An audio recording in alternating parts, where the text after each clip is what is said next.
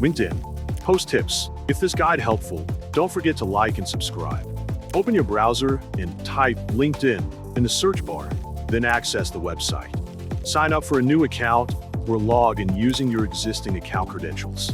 Once on the homepage, click the Start a Post button to begin creating your content. Start by writing a hook that will make people stop scrolling and pay attention. For example, you could write, "Avoid these 5 mistakes if you want to survive long in the freelance world."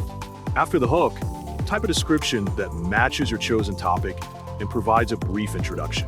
Next, create a list of tips or common mistakes related to the topic, such as not determining a niche or ignoring personal branding. Once your list is complete, add a call to action to invite readers to engage by commenting or sharing their own experiences. For example, you might write, "If you're a freelancer, what's the biggest mistake you've ever made?"